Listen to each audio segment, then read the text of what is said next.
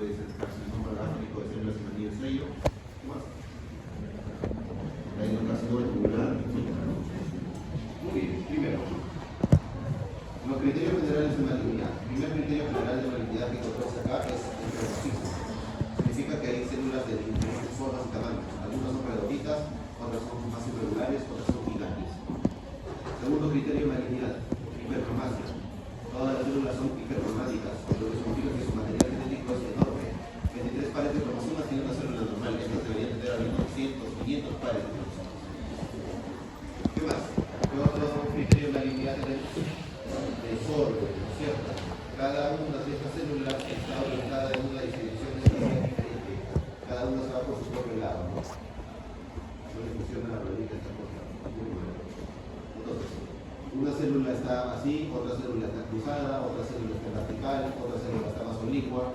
Esto se llama pérdida de la polaridad, otro de los criterios de malignidad. ¿Qué otro criterio encontramos acá? Mitosis, muy bien. Hay células, aunque es difícil de identificarlas por la hipercromática que son, están en mitosis, ¿no? Si nos ponemos a buscarlo, las encontraríamos. Acá tenemos acá una mitosis, una acrofasia completa. También tenemos necrosis, también. Muchos de ustedes ya han segmentado necrosis, ¿no? Muchos de ustedes ya saben cómo el uso de la necrosis es básicamente detritus celular que tiene una especie de patrón granular o una textura granular. Muy bien.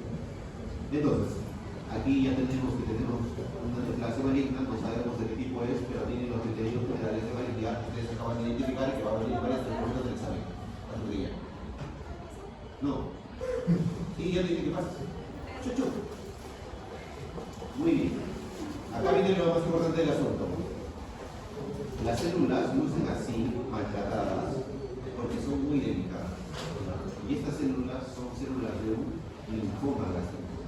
Lo que están viendo acá se llama fragilidad nuclear, que ocurre cuando el núcleo y el citoplasma son muy frágiles y la pinza del gastroenterólogo al momento de hacer presión lo destruye. La fragilidad nuclear genera este patrón de detritus. Esto es un linfoma gástrico. ¿Cuál era el linfoma gástrico más frecuente? El linfoma de Hodgkin de células T. ¿Cuál? El linfoma difuso de células grandes. ¿Cuál era el segundo? Linfoma follicular. ¿Cuál era el tercero? Linfoma maligno. ¿Cuál es el que se curaba con antibióticos? Maligno. ¿Cuál era el relacionado con el cáncer pylori? El maligno. Muy bien. Espero que se haya entendido. Seguimos. Vamos con otro caso.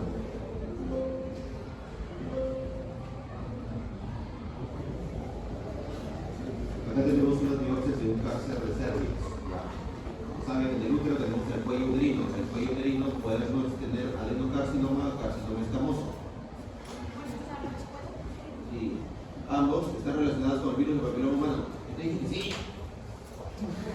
99% de los carcinomas escamosos de cuello uterino están relacionados con el virus del papiloma humano, especialmente los de alto riesgo, 16 y 18. Y un 96% de los adenocarcinomas cervicales, según las últimas publicaciones, también están relacionados con el virus del papiloma humano. ¿Ya? Recuerden, el virus del papiloma humano es un agente etiológico que causa energía grado 1. Entonces, lo que tenemos aquí es una biopsia de cervix. El ginecólogo ha tomado o ha realizado una colposcopía y ha hecho una biopsia. Entonces, muchos de ustedes también van a reconocer los patrones, ¿no? ¿Es maligno o benigno? Maligno. Aunque ustedes han hecho anotaciones de células de cáncer de mama, los criterios generales de malignidad se siguen cumpliendo para este carcinoma. En este caso, no es un cáncer de mama, no es un adenocarcinoma, es un carcinoma escamoso, pero los ojos ya se adaptaron a los hematoidismos, a la mitosis, a la retinoplasia, etc. Entonces, esto es maligno, ¿no? Criterio general de malignidad: pleomorfismo, una chiquita, una grande. ¿Sí? Una chiquita, una enorme, una alargada, una ovoide. Acá. ¿Qué más tenemos? Mitosis. ¿Qué más? Pleomorfismo, sí. Pérdida de la polaridad, sí. Así es, muy bien. Hipercromasia. Sí. ¿No se escucha, no? Muy bien, ya. Pero ¿qué es lo que nos dice que es un carcinoma escamoso? Lo que nos orienta acá que se trata de un carcinoma escamoso es la formación de queratina. ¿Okay? Aunque a ustedes les parezca muy difícil, recuerden, la formación de queratina te dice que es un carcinoma escamoso. Buenas tardes,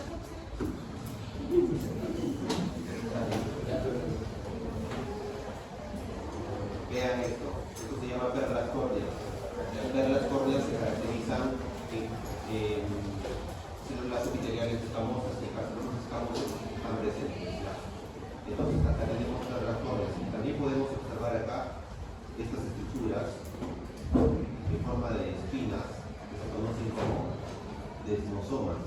Los desmosomas están presentes en células escamosas y en este caso ponen evidencia de que esta célula de acá se trata de una célula escamosa y que por lo tanto estamos ante un carcinoma escamoso. ¿Ven los spikes? ¿Ok? Entonces tenemos acá que la biopsia de la paciente está comprometida por un carcinoma escamoso infiltrante, que es el cáncer de cervix más frecuente encontrar. Seguimos.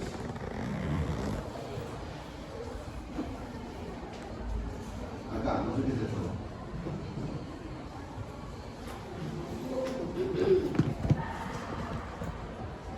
Acá tenemos un fragmento de vulva vaginal.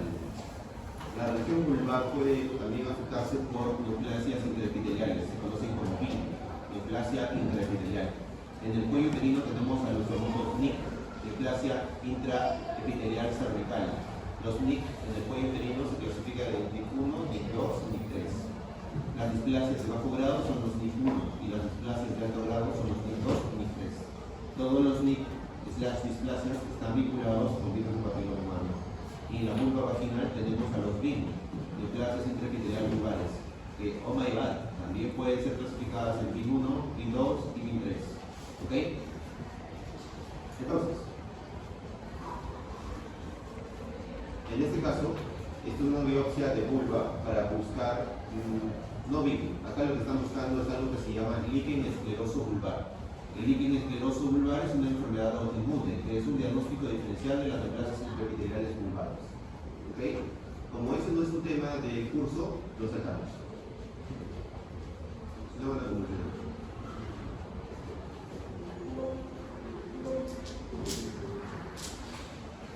Lo mismo, otro BIM.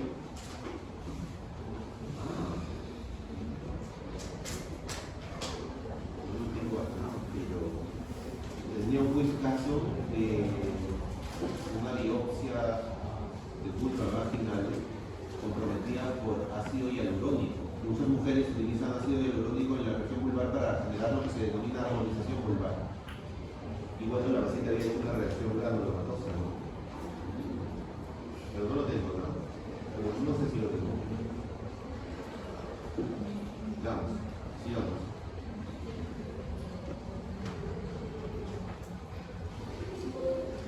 Muy bien, acá tenemos una glándula tiroides.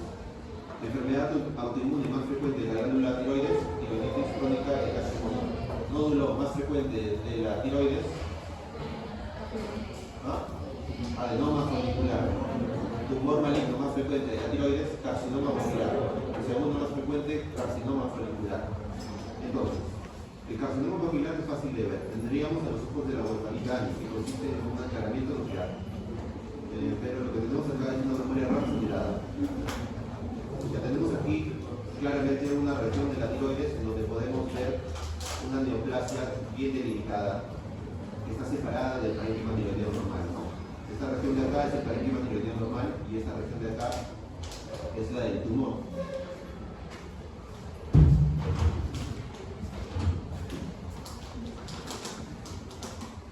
Si nosotros nos acercamos, podemos ver que entre el tumor y la tiroides normal hay una cápsula. Muy bien. ¿Qué nos dice la bibliografía? Virtualmente es imposible diagnosticar así por campos del parénquima tumoral si es un adenoma folicular o un carcinoma folicular. Es decir, con campos microscópicos así no es posible hacer esa diferencia. La única forma y el único criterio para demostrar que es un carcinoma folicular y y no es un adenoma folicular, es elevación de la cápsula, que el tumor comience a salir de la cápsula, comience a atravesarla. Y también la presencia de invasión vascular. ¿Ya? Entonces, ¿cuáles son los criterios para hacer el diagnóstico diferencial entre adenoma folicular y carcinoma folicular? La invasión de la cápsula y la invasión vascular. No se puede hacer el diagnóstico si no se pone en evidencia eso. ¿Entiendes? Una señora puede tener un tumor de 40 centímetros más grande que tu cabeza, pero si no hay invasión capsular ni vascular, eso no es un carcinoma folicular. ¿Sabéis? Entonces, si se acuerdan, en histología normal, los folículos tiroideos están compuestos por células planas y cúbicas. Tienen diferentes tamaños, tienen un coloide cónico, pero esto ya no. Son folículos con células altas y casi sin coloide. Prueba de que es neoplásico. Hay algunos en donde se mantiene el coloide, prueba de que se está diferenciando, que es el pero más nada, no se puede hacer la diferencia entre carcinoma y adenoma si no se utilizan esos criterios. Vamos con otro caso. Muy bien, acá ya tenemos otra biopsia gástrica por cáncer gástrico. Hay más de 10 fragmentos. El gastroenterólogo hizo su tarea. Al proporcionar más fragmentos para estudiar, se incrementa la sensibilidad y especificidad, ya que hay un área mayor de estudio, ¿no? No es lo mismo estudiar solo este fragmento, si me mandase 2 o 3, estudiar los 10. ¿Entiendes? ¿Qué tenemos? ¿Cáncer o no cáncer? Cáncer, ¿cierto? Todos los criterios que ustedes ya conocen muy bien se cumplen acá. Es una neoplasia maligna pobremente diferenciada. Tampoco se puede saber si es un carcinoma o un linfoma. ¿Qué procede acá para hacer el diagnóstico? Con una biopsia así, donde tenemos una neoplasia maligna poco diferenciada y no se puede saber por morfología cuál es, se hace inmunohistoquímica. ¿Qué panel le hacen acá? Pancreatina para demostrar si es carcinoma, ACL para demostrar si es linfoma, KI67 para confirmar cuánta replicación o cuánto nivel de velocidad de replicación celular hay. ¿Ya? Entonces tenemos acá mi biopsia maligna, poco diferenciada, porque las células no están formando nada y necesito saber si es un linfoma o un carcinoma. Un carcinoma gástrico poco diferenciado lo sería así, o células redondas. Pero un linfoma también lo sería así.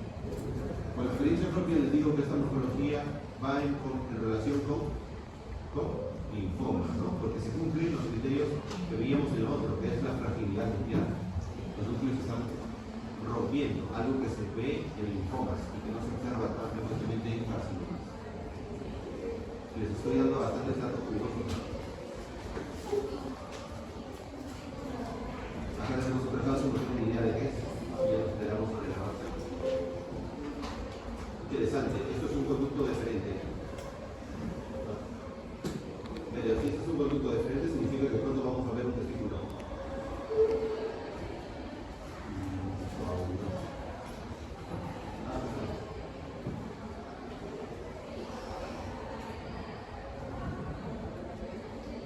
Tumores testiculares.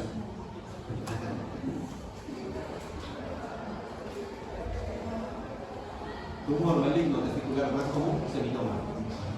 Seminoma. Tumor maligno testicular más común, tuberculosis. Ubicación, epidídimo. Entonces, ante un humano masculino con una masa en el testículo, tienes opciones de que sea infeccioso por tuberculosis o un seminoma. Necesitas pedirle marcadores tumorales. ¿Ya? Le pides beta-gonadotropina coriónica y le pides alfa-fetoproteína. Especialmente esos dos. ¿Ok? También hay otros, pero ¿qué es con esos niveles? ¿Qué tenemos acá? Tenemos un corte de un testículo en donde en la parte externa, aquí, tenemos el parénquima testicular y en la parte interna tenemos al tumor. Ahora nos acercamos.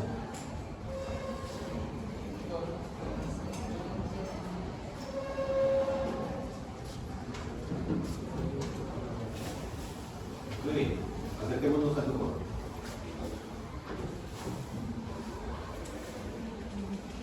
¿Qué es eso?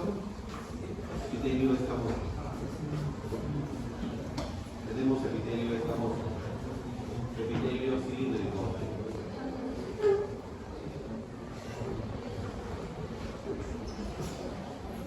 Más epitelio escamoso.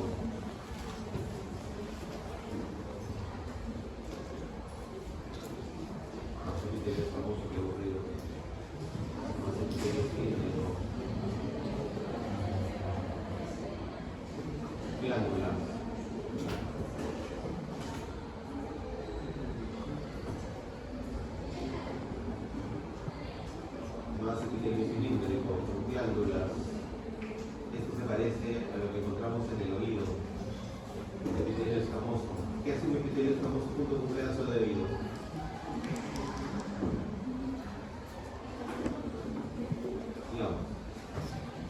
piel. Piel humana.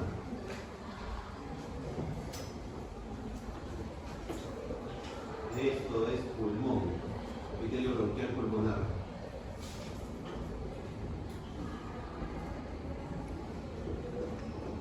Muy bien, entonces tenemos un tumor testicular que está compuesto por múltiples tipos de epitelio de diferentes líneas de diferenciación. Hay parénquima pulmonar, hay un poco de oído, hay un poco de bronquio y hay piel. ¿Diagnóstico? Un teratoma. Ahora la tarea es buscar si es un teratoma maduro o inmaduro.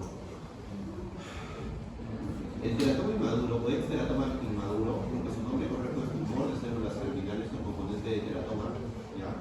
Es un tumor maligno que se puede hacer metástasis, ¿ya?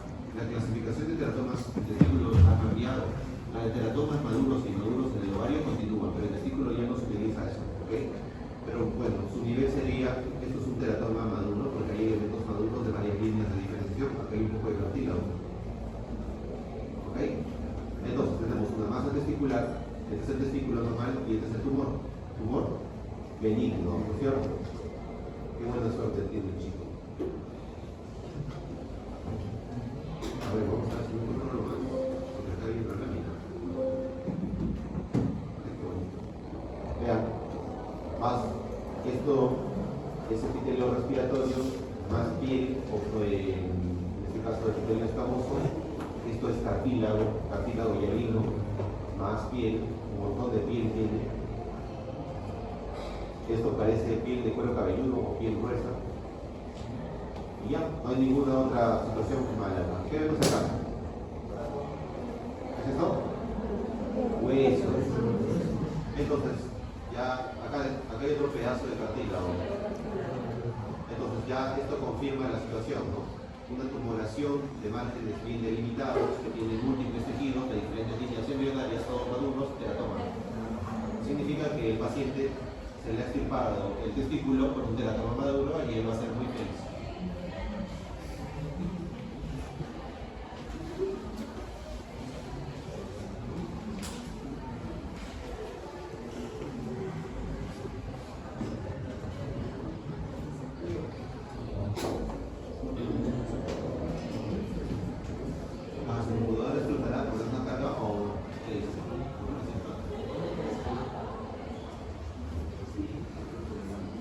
Esto que ven acá se llama citología.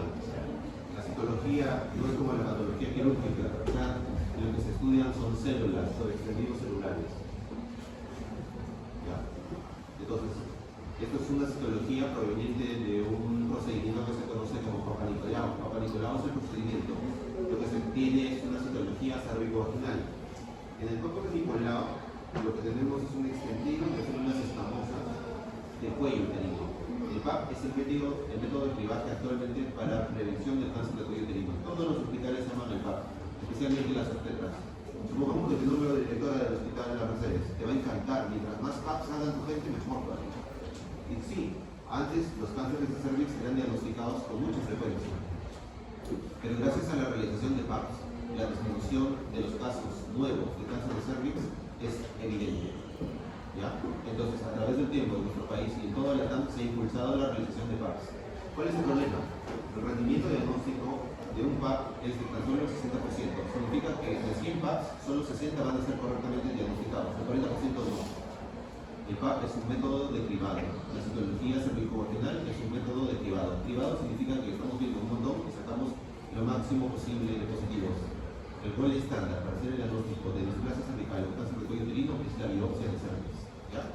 Entonces, método de cribado actualmente para la realización del cáncer de cuello uterino, método actual, gol estándar para el diagnóstico de cáncer de cuello uterino o displasias cervicales, biopsia cervical. Supongamos que tenemos un PAP que sale sospechoso. ¿Qué sigue?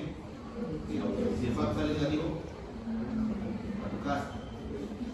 Entonces, acá en el PAP, lo que buscamos son criterios muy similares a los criterios generales de malignidad. Ustedes no se van a aprender los criterios de Bethesda, pero lo importante es que sepan reconocer características importantes, ¿no? ¿Qué vemos acá? Pleomorfismo, ¿qué más? Hipertromasia, ¿no? Son características que utilizan los psicólogos para poner en evidencia que se trata de un caso con displasia, ¿ya? Digamos.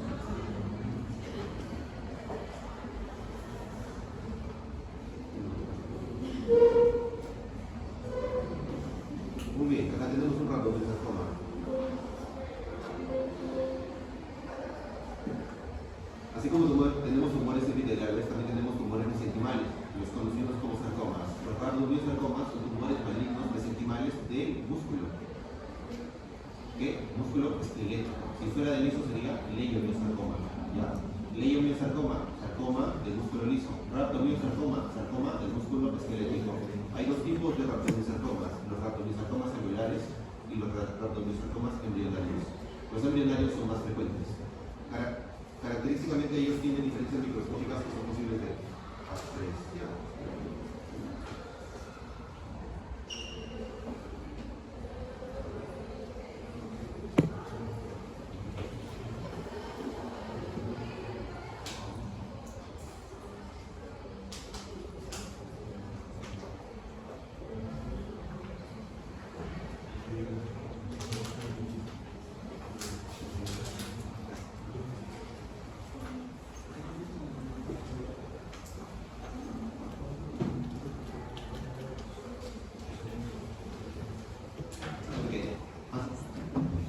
Muy bien.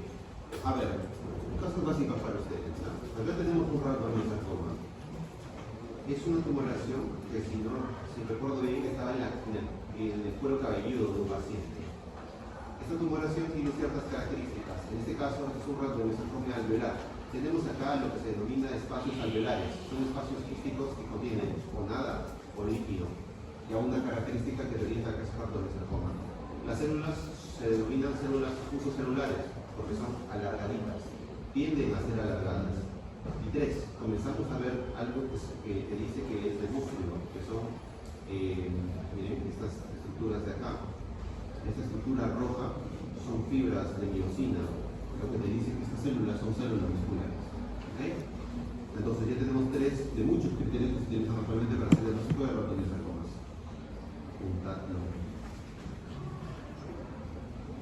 Otro cáncer de cuello uterino, a ver. ¿Qué tenemos acá? Lo mismo, tenemos hipercelularidad, tenemos ahí una mitosis grande, tenemos pérdida de la polaridad, tenemos otra mitosis, ¿no? Es un cáncer de cuello uterino. Además, tenemos acá, nos vemos nada más interesante. Seguimos.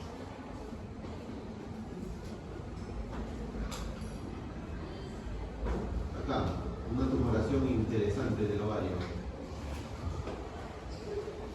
Los tumores de ovario más frecuentes son los quistes ováricos, aunque no se consideran un tumor propiamente dicho.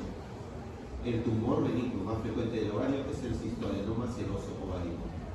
También tenemos cistoadenomas mucinosos ováricos. El tumor maligno más frecuente del ovario es el carcinoma seroso del ovario. Pero hay varios tipos de carcinomas serosos. Hay carcinomas serosos de bajo grado y hay carcinomas serosos de alto grado. Los carcinomas serosos de alto grado son los de peor pronóstico, son los más agresivos, son los que tienen que hacer metástasis rápido, son los que ameritan quimioterapia hipertónica intraperitoneal y son los que tienen una mayor mortalidad de los pacientes. También tenemos unos cánceres de ovario, como el carcinoma endometrioide, carcinoma mucinoso, carcinoma de células claras y los tumores de los cordones sexuales y los tumores de células germinales. El tumor del cordón sexual significa que son células del estroma normal del ovario que han sufrido cáncer, que pueden ser tumores de células de la granulosa del adulto juvenil, pueden ser tumores de células de Sertoli, pueden ser tumores de células de Leydig o pueden ser tumores de células de Sertoli y Leydig. Las frecuencias, todos son poco frecuentes, representan menos del 2% de todos los tumores ováricos. La única diferencia que te podría orientar es la edad, ¿no? Por ejemplo, los tumores de células de la granulosa juvenil aparecen en jóvenes, adolescentes. Los tumores de células de la granulosa adulto aparecen en mujeres postmenopáusicas.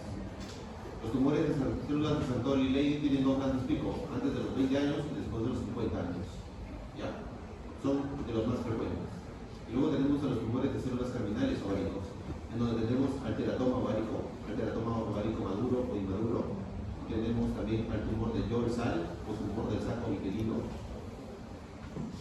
Tenemos a los seminomas de ovario, ¿no? Tenemos al coriocarcinoma también ovárico. Y nada, digamos, para ustedes su nivel, ahí se queda, no se remueve. Pero acá no tenemos ninguno de esos. Acá tenemos un tumor muy interesante. Esto es una rareza, chicos, ¿ya? No lo van a volver a ver, se los he puesto. Van a pasar 100 años Nos volveremos todos una vez ahí y no lo van a volver a ver. Esto es un caso muy interesante en donde coexisten dos tumores a la vez. Primero, la presencia de parénquima tiroideo en el ovario se conoce como estruma ovario. Es tejido tiroideo ectópico en el ovario, y esto puede ser funcionante o no funcionante. Creo que se los dije en las anteriores. Estruma ovario, parénquima tiroideo en el ovario. Pero ¿qué es raro? Que ese parénquima tiroideo se vuelva cáncer, y es lo que pasó con esta paciente. Esta paciente tuvo un estruma ovario que se transformó en carcinoma papilar de tiroides. Así que ya saben la cara de la paciente cuando le dijimos que su tumor de ovario era un cáncer de tiroides. Pobrecita. Y nada va a ver con el ginecólogo, que se vuelve loco. ¿Por qué? Pero sí. Entonces tenemos a una paciente que tiene una neoplasia del ovario que surge de tejido tiroideo. Un verdadero carcinoma papilar de tiroides. Acá podemos ver lo que se denomina como núcleos de la huerfanita Annie. ¿Sí los han buscado?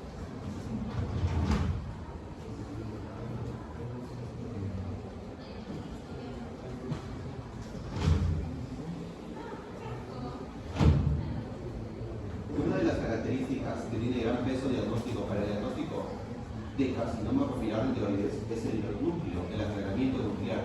Y los patosaurios lo vinculaban con los ojos de este dibujito que por cierto ninguno de ustedes ni yo hemos visto en nuestra vida, pero que es importante mencionar porque es un tremendo bancazo. Huerfanita Annie, carcinoma papilar de tiroides. En su dimensión de histología, ahí lo meten ya. Huerfanita Annie, carcinoma papilar de tiroides. ¿Qué tenemos acá en la paciente? Tenemos estos núcleos muy característicos con agregamiento nuclear que están formando estructuras que forman a su vez coloide y son diagnósticas de carcinoma papilar de tiroides en el ovario. Entonces, el estruma ovario representa menos del 0.5% de todos los tumores ovarios, y que encima tiene un carcinoma papilar de tiroides representa menos del 0.01%. Significa que esta paciente tiene un diagnóstico que ocurre del 0.00002% en los casos, o en lo que es igual, 2 en 2 millones. Seguimos.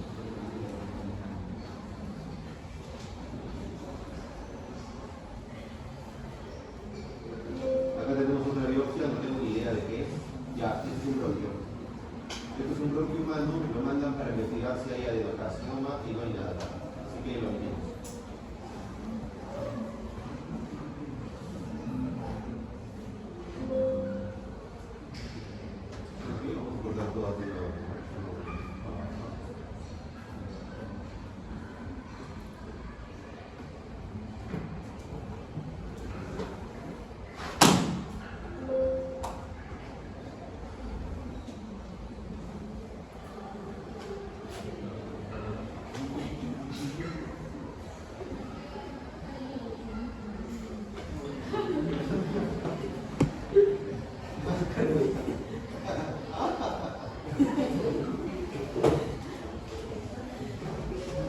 Muy bien, miren lo que tenemos acá, una bola. Miren, así como hay criterios generales microscópicos para decir que una tumoración es maligna, hay criterios generales macroscópicos para decir que una tumoración es maligna o benigna. Las tumoraciones benignas generalmente tienen lo que se denomina como márgenes bien definidos. Significa que su crecimiento es expansivo. Ellas crecen desde un radio y empujan los tejidos. Tienen un frente bien definido. Si a eso le sumamos la forma ovoide, podemos presumir que así, desde una vista global, incluso si solamente vemos la lámina, veríamos que se trata de una tumoración benigna, ¿no? Pero no nos confiemos, hay que acercarnos.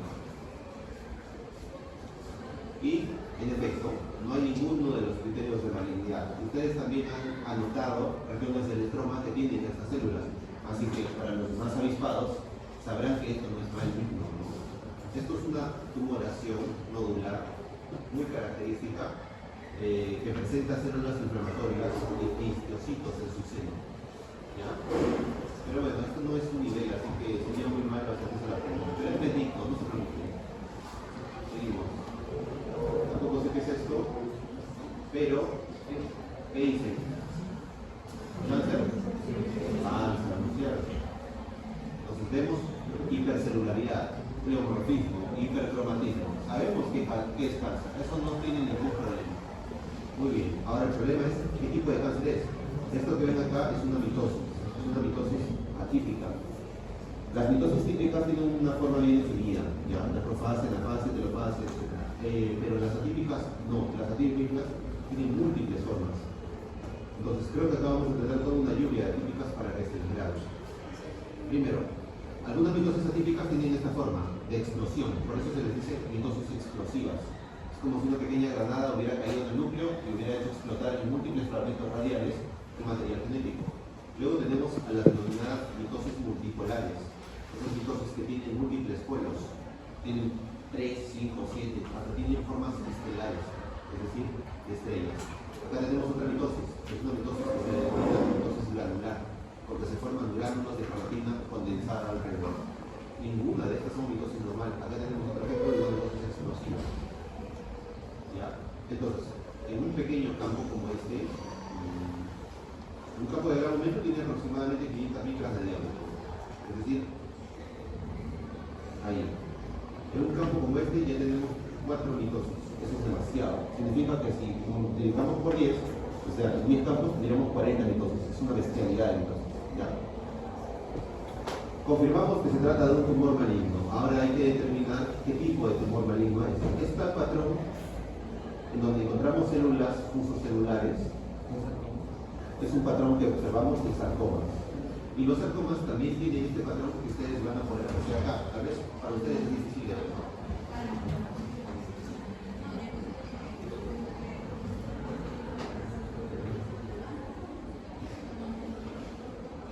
Lo que pueden ver acá es la presencia de una especie de ríos de células. Ven que las células fusocelulares están formando como remolinos, están siguiéndose una atrás de otra.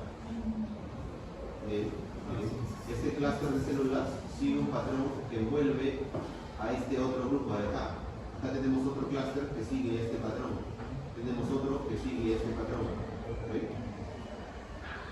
Eso es un sarcoma, no es un carcinoma. ¿Sí?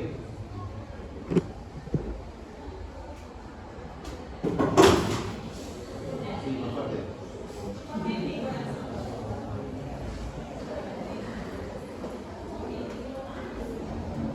Entonces, si nosotros nos fijamos, las células comienzan a seguir una disposición que se denomina fascicular, lo que denota en este caso su origen, ¿no?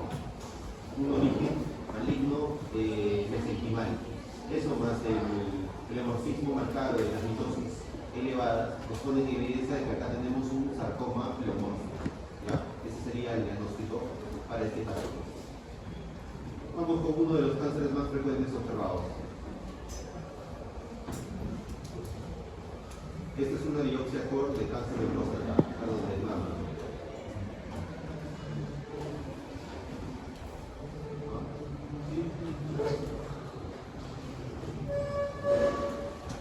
Entonces, es más interesante aún. Esta es una biopsia hepática de una paciente con cáncer de mama. La paciente presentaba múltiples nódulos en el hígado, está en un setting de cáncer de mama.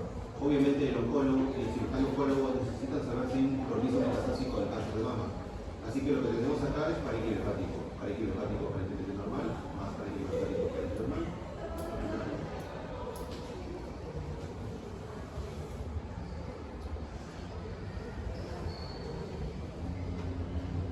Y no hay nada, ¿no? Este parénquima hepático está libre. Muy bien. Pero más o menos se echa menos, ¿no? Le sacan las biopsias de hígado a la paciente para que nosotros digamos al doctor si tiene o no un compromiso metastásico. Acá tenemos otro caso, y estos sí son biopsias core. Y acá esto ya es conocido por ustedes, ¿no? Ustedes ya han anotado, muchos de ustedes, decenas de estas cosas.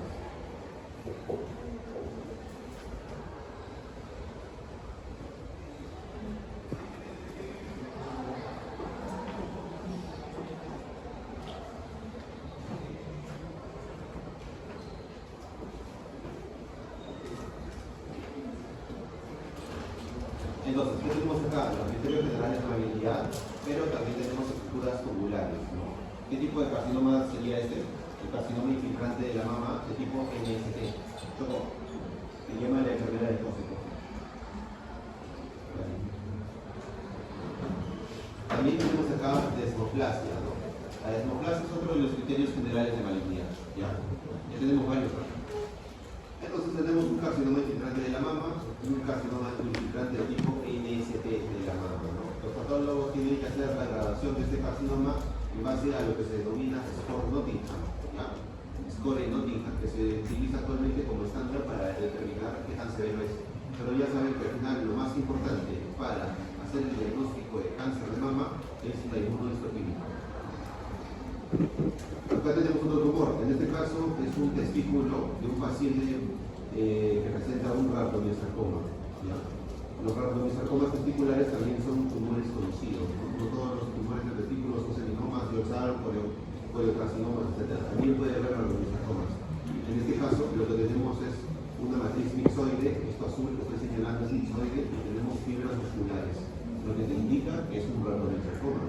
¿Por qué? Porque estarían formando músculo. Y también tenemos los mismos espacios alveolares que habíamos visto anteriormente, ¿no? Los espacios quísticos son característicos de los rhabdomyosarcomas alveolares, ¿ya?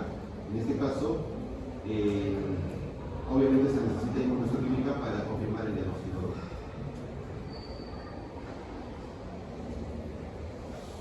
Acá tenemos una revisión de lámina. Así luce una muestra mal procesada, ¿ya? Muchas cosas pueden influir en que la muestra no se procese bien, problemas en el equipo, problemas administrativos, errores del personal técnico, etc., ¿no? Esta es una muestra que recuerdo llegó de figura, no sé de dónde, para revisión, porque la habían diagnosticado como cáncer, pero una muestra así, en un microscopio óptico, un microscopio convencional que es básicamente que tienen todos, es difícil de determinar, ¿no? Sin embargo, obviamente para los que tienen patología digital pueden utilizar técnicas de coloración artificial, etcétera, para tratar de recuperar los tejidos, poniéndose en evidencia de que estos defectos son malignos, pero de todas maneras sirve como ejemplo para que ustedes entiendan de que si una muestra está mal procesada es difícil hacer el diagnóstico si necesitas el carcinoma de biopsia. Acá, biopsia de huesito. Tenemos una biopsia de hueso, tenemos acá las trabéculas óseas, donde debería haber médula ósea, tenemos unas células así.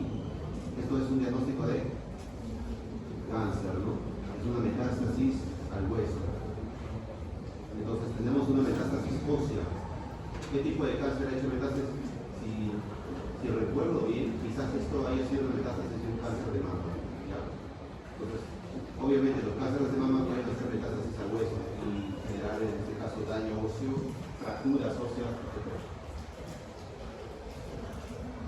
Acá tenemos otro. Esto ya no es una metástasis, esto es un osteosarcoma. El tumor maligno óseo más frecuente es el mieloma. En segundo lugar, el osteosarcoma, ¿ya? El osteosarcoma. Los osteosarcomas son tumores que se derivan del hueso. Miren esto, es una mitosis explosiva. Solo con ver esta mitosis, ya tú sabes que esta es una neoplasia maligna.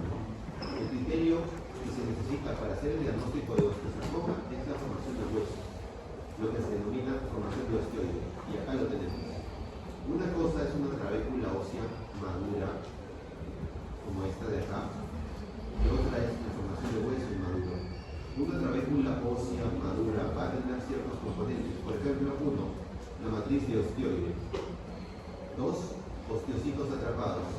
3, osteoblastos en la periferia, formando hueso. Así luce una matriz ósea benigna. Acá vemos un osteoclasto que se está acercando aquí acá tenemos otro, para reabsorber este vecino, ¿no? En el proceso de remodelación. Esto sería una trabécula normal. Sin embargo, lo que tenemos acá es una célula maligna. Eso no tiene... estos alumnos, de verdad, ¿no? Voy a encontrar en la lista. En cambio, ¿qué tenemos acá? Acá tenemos una matriz, 1, no tan basófila, 2, sin osteoclastos, sin osteocitos. Esto es osteoide que está formado por estas células malignas. Entonces, los requisitos actuales para poner en evidencia un diagnóstico de osteosarcoma es demostrar que el tumor maligno está formando hueso. Si tú demuestras que está formando hueso, da igual la cantidad, puede ser que de toda la biopsia, solamente esta que esté formando hueso, ya eso es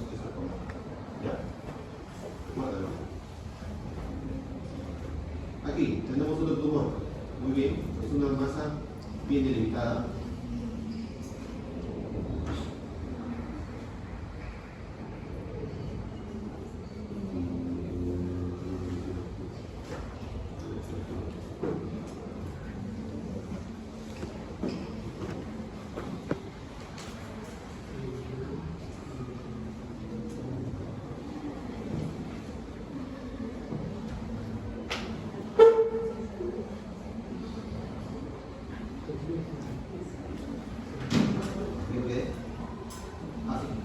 A ver, imágenes de baja potencia.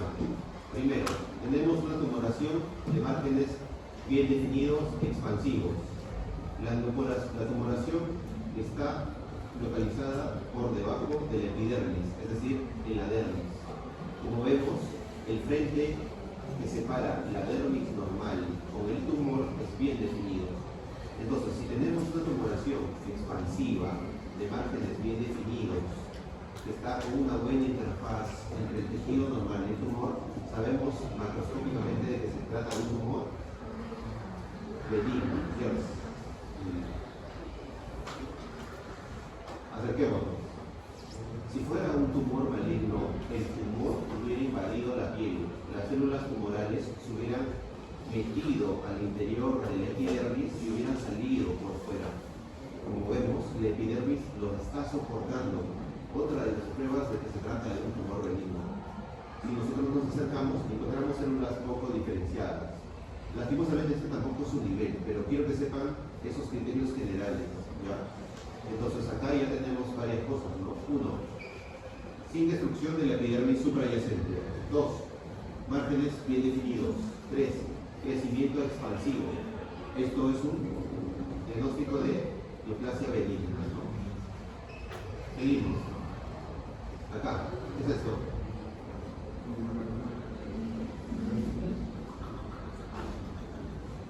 Esto es una glándula salival, niños, ¿no? Tenemos una glándula salival, tenemos acá un tejido vascular y aquí un tejido medio extraño que forma quistes y que tiene esta célula. Diagnóstico maligno, ¿no es cierto? Es un carcinoma de glándula salival. ¿En qué me fijé? En los criterios generales de malignidad que tanto han sufrido por anotar. Tumores del pene. En tumores del pene tenemos tumores del prepucio, del surco balano prepucial, del glande, que son básicamente la mayoría de casos, ¿ya? En este caso tenemos un tumor del glande que vino fragmentado, en donde buscaban la presencia de un tumor. Aquí lastimosamente no apareció el tumor, ¿no? Porque la biopsia mostraba una región tan ulcerada y lastimosamente los urólogos no pueden saber con muestras pequeñas si le están dando o no una región bien para hacer el diagnóstico, ¿no? Y lastimosamente para el paciente, justo la región que el urólogo tomó como biopsia no salió el cáncer, así que tuvimos que hacer otra rebiopsia en donde ya salió.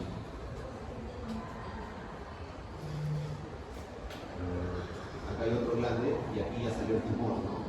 Entonces, la siguiente biopsia que realizó el doctor ya nos mostró la presencia de una tumoración. La tumoración, como vemos, representa apenas un pequeño porcentaje de todo el tejido. Lo que estoy señalando acá es solo el tumor. Como vemos, que en general se cumple que a más tejido obtenga el cirujano, mayor rendimiento diagnóstico va a haber. Carcinomas escamosos del glande se pueden dividir también en BPH relacionados y BPH no relacionados, ¿ok? Tenemos varios tipos: carcinomas Warthy, carcinomas controlantes basales, carcinomas escamosos infiltrantes, etc. Pero recuerden que el más frecuente es el carcinoma escamoso. Acá tenemos algo que se denomina inmunohistoquímica. Hasta ahora lo que ustedes han visto son tinciones de hematoxilina y eosina. Una tinción de hematoxilina y eosina tiene básicamente dos colores principales.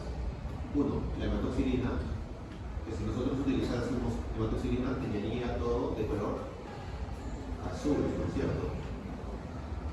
Así luciría una tinción solo con humato. También tenemos la eosina.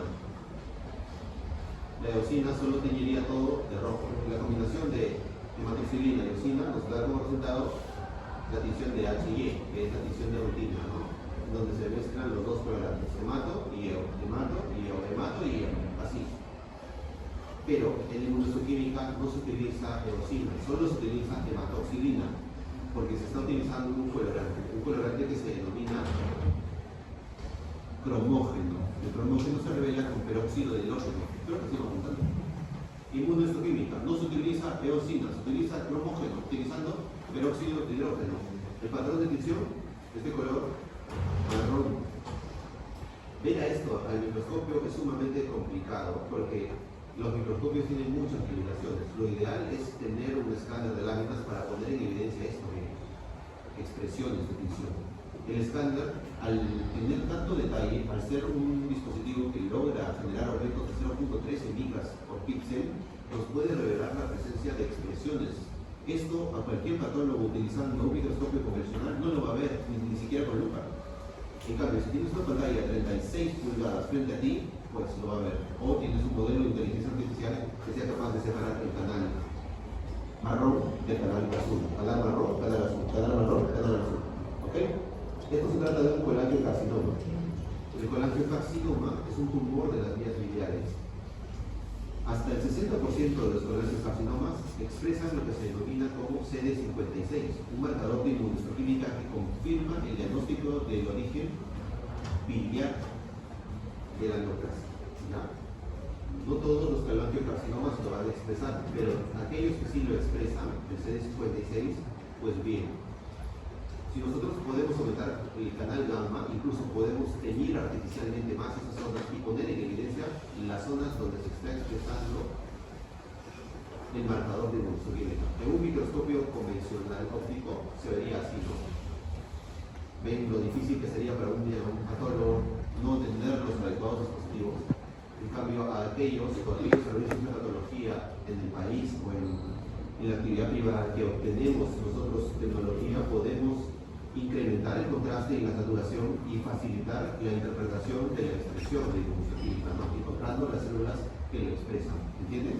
Esa es la diferencia entre utilizar patología digital y patología convencional. Entonces, la expresión de este canal marrón nos dice que el tumor es positivo para CD56. Un tumor positivo para CD56 en el hígado, eso es un colangiocarcinoma.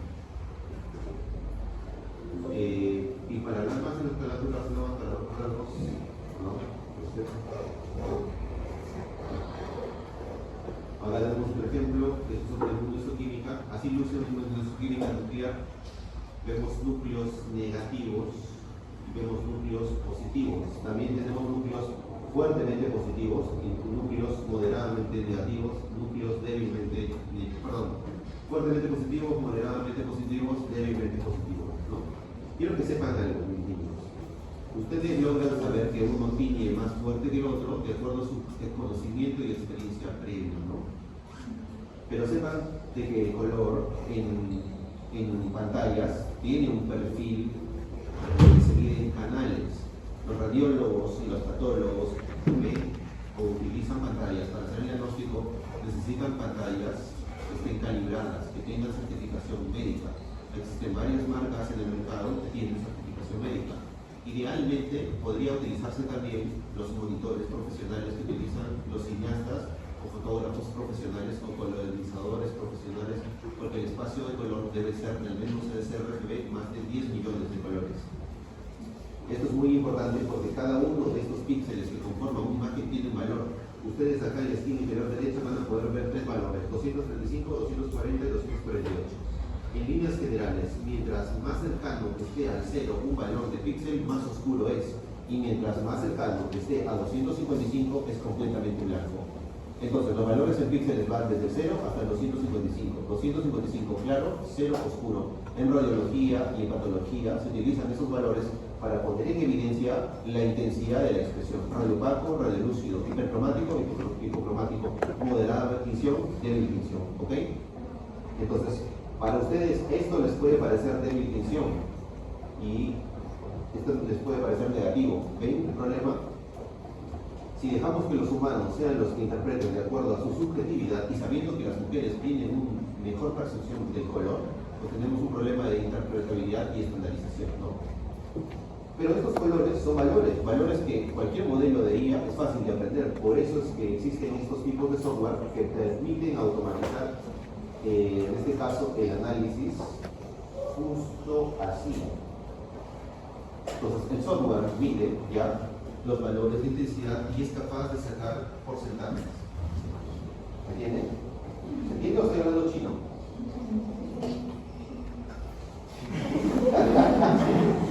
Chino.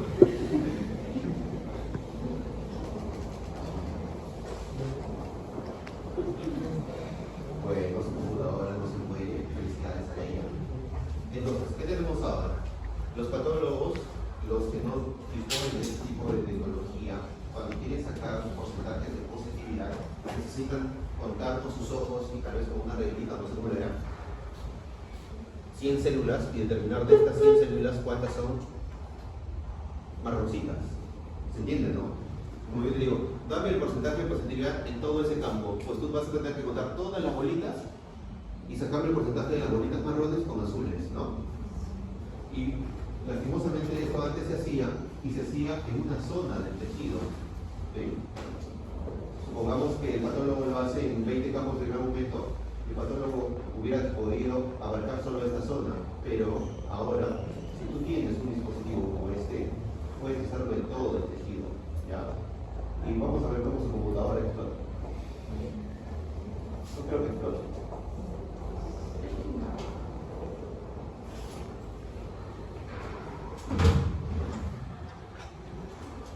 Vamos a hacer que no mida nada, ya así no se va a morir.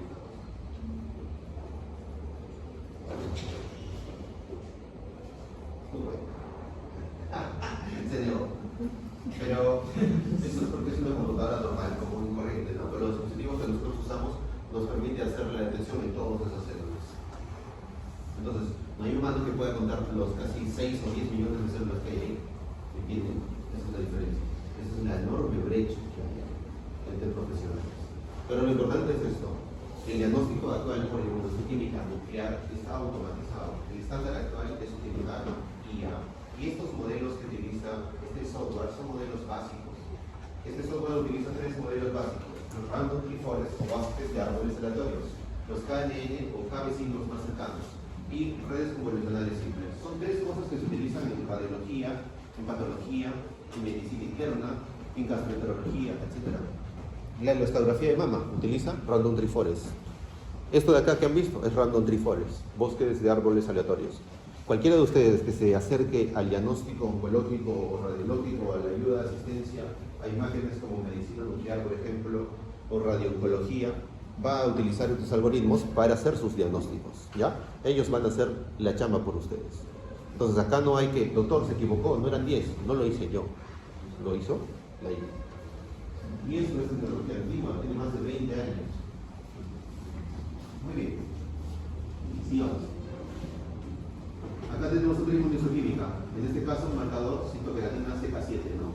Está evidenciando la presencia del tumor, que es lo que se está marcando en morado, y que diferencia del estroma. ¿Ok? No tiene más relevancia. Sigamos trabajando. Estos de acá son ganglios linfáticos. Nosotros escaneamos todos los ganglios linfáticos porque se los damos de comer a la inteligencia artificial para que se aprenda todo. Pero básicamente así luce un ganglio linfático normal. No tiene nada de esto. Sigamos. Acá tenemos un marcador que es el CD15. El CD15 y el CD30 se utilizan como marcadores para poner en evidencia el linfoma de Hodgkin. Linfoma de Hodgkin, CD15 y CD30. Linfoma no Hodgkin, CD3, CD20, CAI. Linfoma de Hodgkin, CD15 y CD30. El CD15 y el CD30. En este caso, el CD30 es negativo y el CD15 también. El CD15 está expresándose en polimorfos nucleares. Los polimorfos nucleares se observan en ganglios linfáticos con inflamación. En este caso, la ausencia de expresión para CD30 y CD15 descarta un linfoma de Hodgkin. ¿Ya? ¿Cuál era la célula del linfoma de Hodgkin que más frecuentemente se observaba? Que era la clásica de la tercer diagnóstico. La célula de Redd-Sternberg. No se lo olvide, tremendo banco de la Redd-Sternberg, ¿no? Existen varias células de Redd-Sternberg. Algunas son binucleadas, otras son las mamicel o células momificadas, otras son las células lunares, otras son las células cefalónicas de maíz, pero se utiliza para hacer el diagnóstico junto con los marcadores de positividad. No se puede hacer diagnóstico de linfoma sin ninguno, imposible. Veamos, tenemos otro caso de cáncer de mama. Esto de acá también ya lo conocen, ustedes han anotado estas imágenes, ¿no? Es fácil ahora para ustedes determinar cuáles son las células de esclerosis y las células de carcinoma. Entonces, los patólogos tenemos que ver qué cosa es, ¿no? Si está formando tubos, si está formando glándulas, si tiene mocos, si tiene células en anillo de sello, etc. Sigamos, melanoma. Tumor maligno de la piel más frecuente, carcinoma vasocelular. En segundo lugar, carcinoma escamoso. ¿Ya? Luego tenemos el melanoma maligno. El melanoma maligno es un tumor que proviene de los melanocitos. Es un tumor que puede estar o no pigmentado. En este caso, tenemos una neoplasia maligna que presenta pigmento melánico. Diagnóstico melanoma. El melanoma se le conoce como el gran imitador. Igual que la tuberculosis, es un tumor muy engañoso porque puede tomar múltiples patrones. Un melanoma se puede parecer a un adenocarcinoma. Un melanoma se puede parecer a un sarcoma. Un melanoma se puede parecer a cualquier cosa, a un granuloma, a tuberculosis, melanoma. Es el gran imitador, se esconde. En este caso, él no se pudo esconder porque le está sobrando pigmento. Entonces tenemos una neoplasia maligna con múltiples patrones en donde predomina el fuso celular, pero que el pico. Segunda vez que se te cae. No. Tenemos que dejar bien. Entonces acá tenemos pigmento, diagnóstico melanoma, melanoma maligno. El melanoma maligno es un tumor muy agresivo. Ya, actualmente con las terapias moleculares se ha permitido una supervivencia mejor. Sin embargo, que te diagnostiquen melanoma es una desgracia. A menos que estén en estadios iniciales.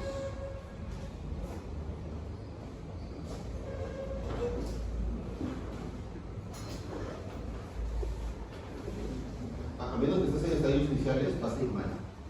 ¿Ok? ¿Cuál es el melanoma maligno más frecuente de encontrar?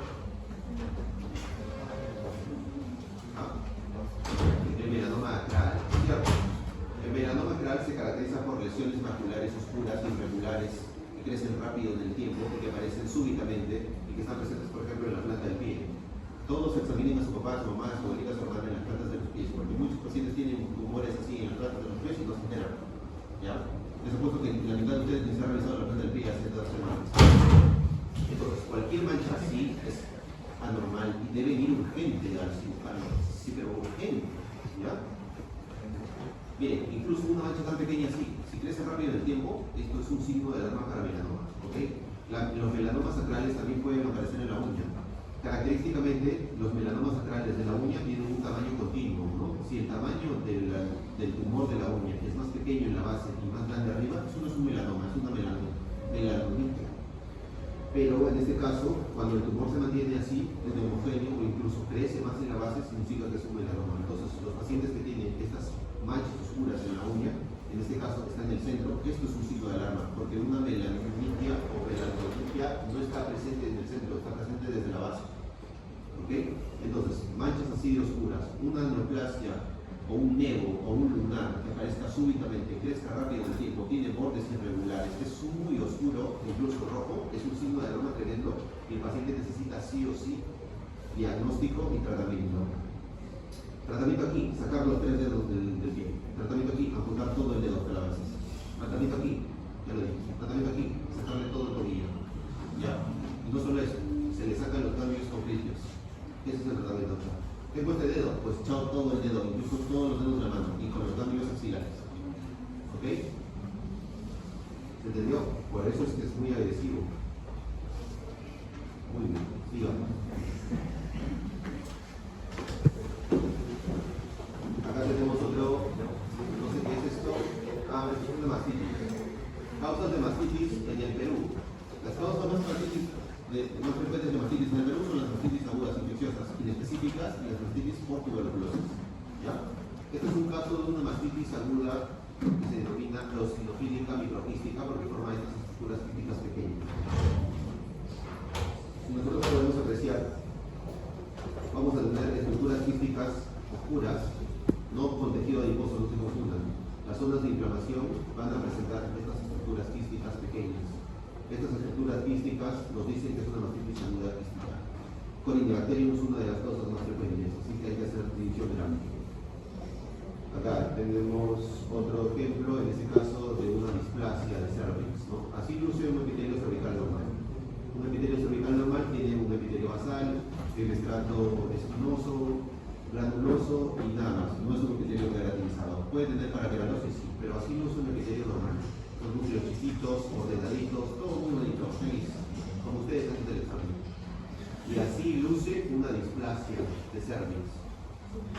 Tenemos los criterios generales de malignidad, como por ejemplo, pleomorfismo. Vamos a tener también mitosis. Vamos a tener pérdida de la polaridad, ya no tenemos un borde. Esta célula está orientada de forma vertical, pero esta célula está de forma oblicua. Esta está completamente rara, esta está horizontal, esta también está horizontal. O sea, hay un desorden o pleomorfismo. Y como sabemos, afecta a todo el espesor, ¿no? Si la zona de displasia afecta a todo el espesor del epitelio, si la displasia afecta a todo el espesor desde la base hasta el tercio superior, tenemos un NIC3. Si solamente se afecta la base y el tercio medio, tendríamos a un NIC2. Y si solo es afectado el tercio superior, tendríamos a un NIC1. Entonces, acá tenemos una afectación de todos los tercios, por lo tanto, esto es un NIC3, ¿no? NIC3. En general, nosotros podemos apreciar un continuum de evolución, ¿no? Como saben, nosotros causado por el virus del papiloma humano. Entonces, las mutaciones se van acumulando. Aquí, por ejemplo, tenemos una zona donde existe un NIC3. Aquí también hay un NIC3, pero aquí ya no hay NIC3. Aquí, como vemos, solamente hay un compromiso del estrato basal y el estrato medio. Este estrato superior está libre, por lo tanto, acá tenemos un NIC2. Entonces, tenemos un continuum, ¿no? NIC3, donde están afectados las tres escalas del epitelio, y acá un NIC2, en donde solo está afectado el estrato basal e intermedio. ¿Capich? ¿Se entendió? Perfecto. Veamos, acá, ¿qué es esto? ¿NIC3 o NIC2?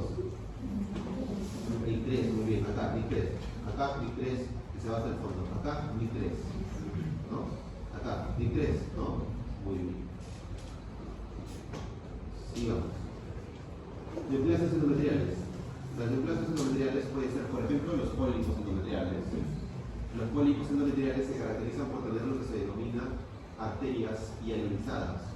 El diagnóstico de pólipo endometrial se puede hacer solo con el criterio de arterias hialinizadas. Vamos a ver, vamos a buscar. Todos estos son fragmentos del endometrio normal. El endometrio normal está constituido por glándulas endometriales, como vemos acá, y por estroma endometrial. Una glándula es una estructura tubular. El estroma es una cosa celular que lo rodea. Para hacer el diagnóstico de hiperplasia endometrial, el componente glandular tiene que estar aumentado. ¿Ya? Lo que vemos acá es que más bien es el componente estromal el que aumenta, no el glandular. Entonces nosotros tenemos un endometrio que tiene un componente estromal y tiene esto. Estos son vasos con paredes hialinizadas. Las paredes de estos vasos son muy gruesas. Las paredes gruesas de los vasos ponen en evidencia de que esto se trata de un pólipo endometrial. Un pólipo en el endometrio de una paciente que le estaba causando sangrado. Aquí vemos cómo el pólipo comienza a sangrar y se desprende. Esto genera sangrado genital, lo que se conoce como hemorragia uterina normal, que es un signo de alarma para el cáncer de endometrio. Ninguna mujer debería tener hemorragia uterina normal. Las mujeres solo deberían tener hemorragia que sea consistente con su ciclo y no debe aparecer en medio, ¿ya? Especialmente es de interés en mujeres postmenopáusicas, en lo que la hemorragia uterina normal amerita sí o sí una evaluación ginecológica, una ecografía transvaginal y una biopsia, ¿ok? Pero en este caso la paciente tenía hemorragia por un pólipo de endometrio, una condición benigna que se resuelve solo con un curetaje. Obviamente tienen que estar de controles porque de repente si es un problema hormonal va a tender a aparecer nuevamente. Acá tenemos otro ejemplo. Ya hemos visto esto antes. Diagnóstico. Maligno. Acá vemos otro criterio de malignidad. Nucleolo. Entonces, para resumir, criterios generales microscópicos de malignidad. Nucleolo prominente. Pleomorfismo. Anaplasia. Pérdida de la polaridad. Hipercromasia. Desmoplasia. Mitosis. Mitosis atípica. Necrosis tumoral. Criterios benignos, criterios macroscópicos que le sugieren que es una neoplasia benigna. Cápsula, está encapsulada, bordes bien definidos, márgenes expansivos, sin necrosis. ¿Ya? Entonces, acá tenemos una tumoración que tiene, en este caso, criterios generales de malignidad positivos. Ahora nos queda determinar qué tipo de tumor es. Y acá vemos que se pone en evidencia que se trata de una neoplasia que está formando células escamosas queratinizadas. Por lo tanto, esto es un carcinoma escamoso, ¿no? Esto muy probablemente sea un carcinoma escamoso del cuello uterino. Acá, una biopsia core de mama. Según los protocolos actuales oncológicos, una biopsia core de mama debe tener al menos 6 cilindros para ser buena. Apunten, 6 cilindros de al menos 1 centímetro de longitud y 2 milímetros de ancho. 6 cilindros. Obviamente no todos van a poder ordenar 6 cilindros por diferentes motivos. Pueden ordenar 3, 2, etc. Pero lo ideal según lo estándar o los protocolos estándar son 6 bloques Rox. ¿Ya? Acá tenemos 1, 2, 3, 4, 5, 6, 7, 8 bloques Rox, en donde ponemos en evidencia la presencia de tumor, ¿no? Vemos los periodos de malignidad, además de una desmoplasia prominente. Entonces, ustedes que son pequeños, que quizás llevan solo 1 hora viendo esto, ya más o menos entienden cuál es el papel de un humano patólogo para hacer el diagnóstico, ¿no? Reconocer un patrón y determinar de acuerdo a su conocimiento previo el diagnóstico. Imagínense que una red neuronal haga eso. ¿Creen que se puede? ¿Cómo que no? Sí. Claro que sí. Listo, para ella no es nada, niños, por favor. Ya, eso es pan comido. Para un modelo de IA actual, saber que esto oscuro es cáncer y lo que está alrededor es desmoplasia no representa ninguna dificultad. ¿Cuál es el esfuerzo? El esfuerzo tecnológico actual es hacer que la IA no vea igual que nosotros. Por cierto, no lo hace. Los modelos de Vision Transformer, que son los más antiguos que tenemos, no ven así como un humano. Él no ve neumorfismo, él no ve anaplasia, no ve displasia, no. Ellos convierten todo esto en números que se elevan a espacios de más dimensiones en donde coexisten y que luego toman para poner su diagnóstico. ¿No se entendió?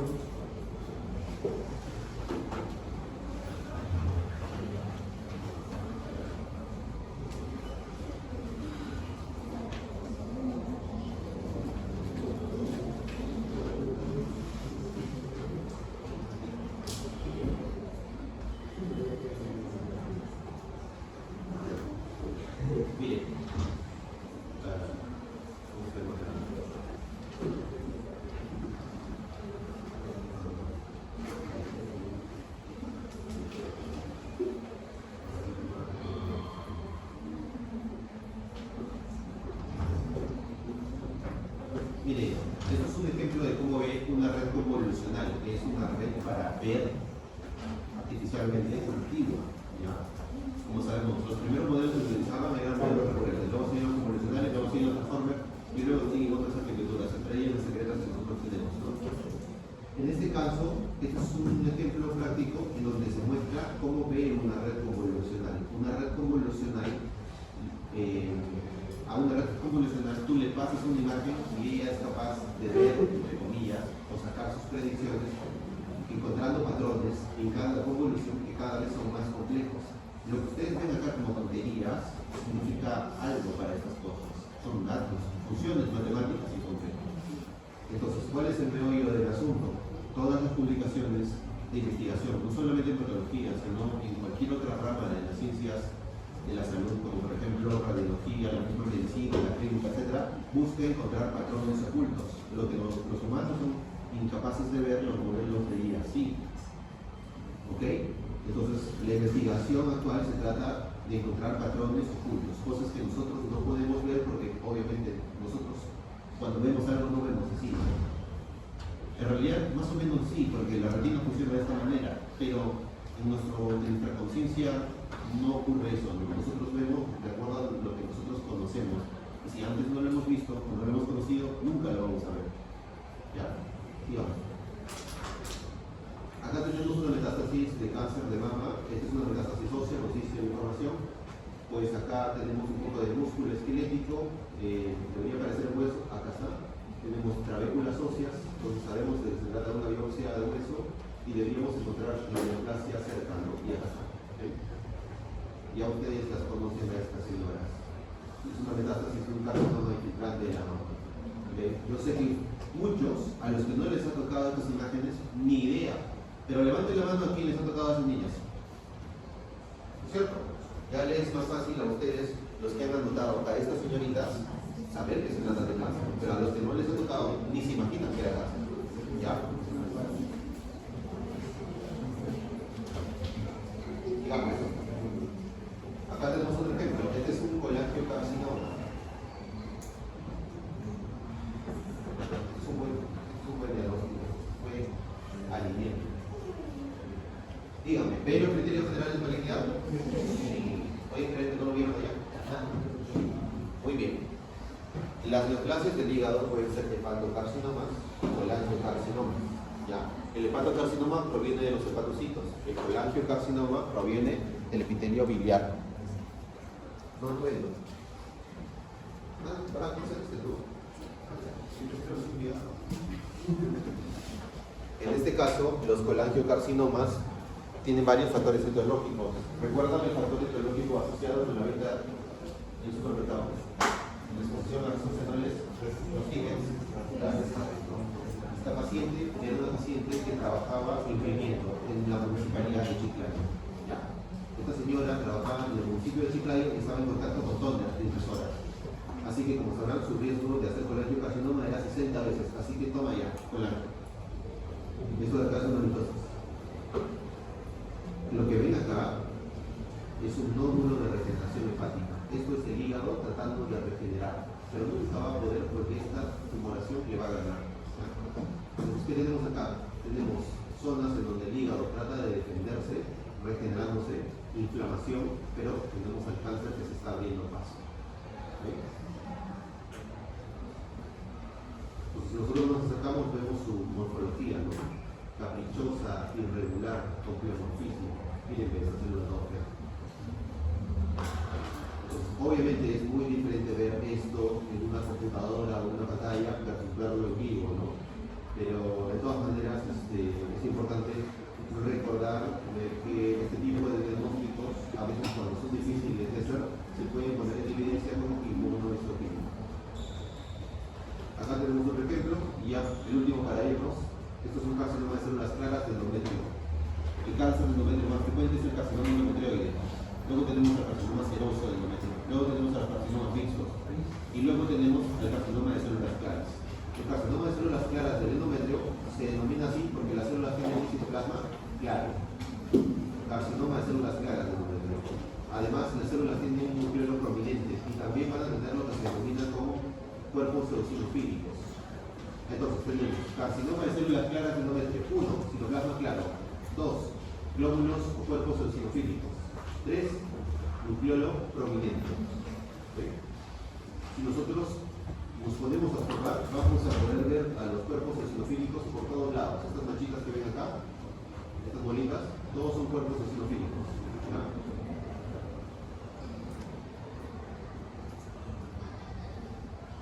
Entonces, esas bolitas son cuerpos eosinofílicos que te dicen, ya, se trata de un carcinoma de células claras del endometrio. ¿Le puede salir uno? Sí, para ponerlo en evidencia. Hasta ahí ya hemos repasado más de 30 tumores, características microapuntadas, pero porque de eso viene. Muy bien, mi niños.